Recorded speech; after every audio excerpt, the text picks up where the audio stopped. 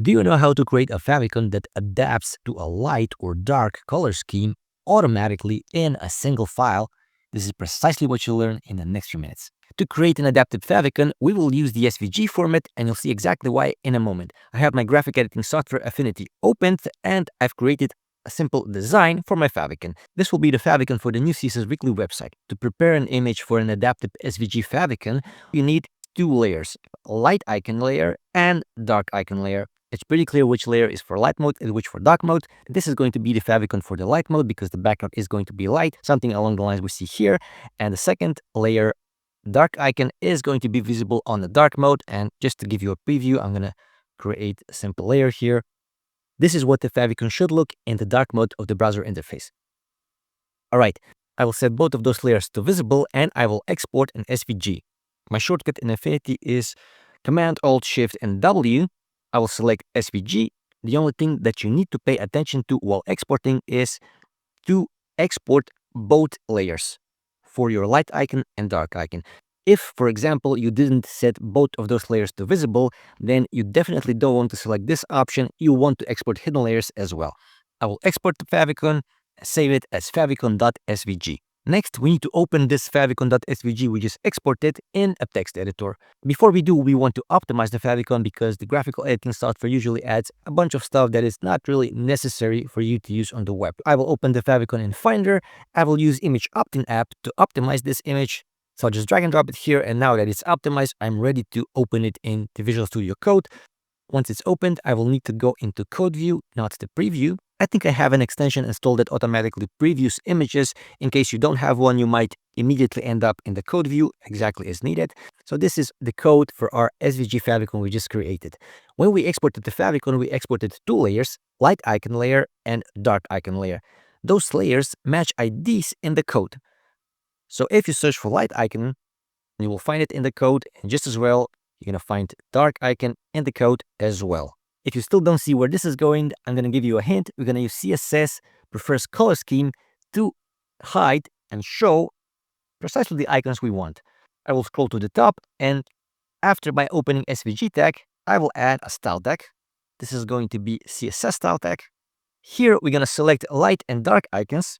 By default, we're going to set the light icon to display inline, so it's visible immediately, and the dark icon to display none, so it's hidden, exactly like this. And then we're going to use media query prefers color scheme dark to actually hide the light icon and show the dark icon when the dark mode is active. Autocomplete is already suggesting exactly this, so I'm just going to accept it, hit save, and I'm ready to test it out in the browser.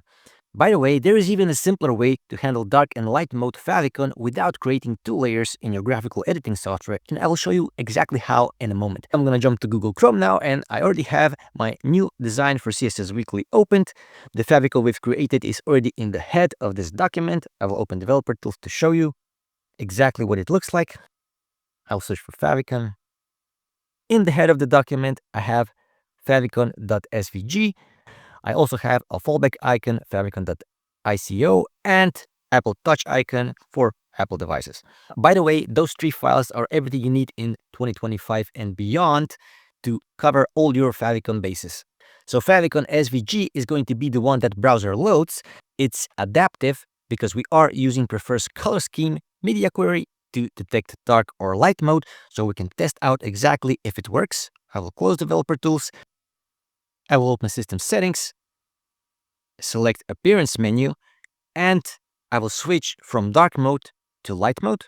Appearance in my Chrome browser is set to match the device appearance, so it will immediately switch to light, and the favicon is not switched because it doesn't switch on the fly. You will actually need to reload the page, and once you do, you will see that the light favicon, or the brown one, is now visible, precisely as we wanted.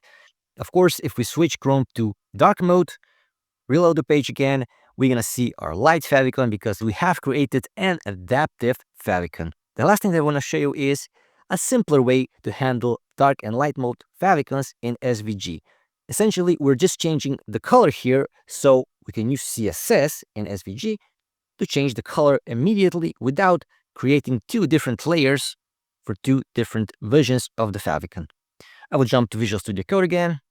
In graphical software, instead of creating two different layers, you can just create one layer, and then you can tweak the color of that layer, of that shape, for the dark mode.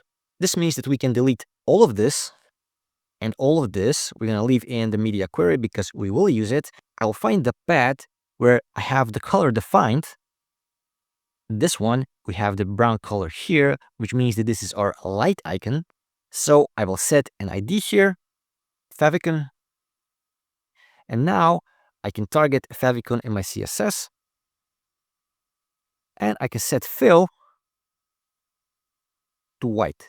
In the browser, when the light mode is active, the original icon, this one, will be visible. But if we switch to the dark mode, to the dark color scheme, then this code will be active because we are using prefers color scheme dark. And this means that we can delete half of this code here and make the file even smaller, or twice as small. So this is how you can create a favicon that adapts to dark or a light color scheme. Thank you so much for your attention. My name is Zoran Jambor.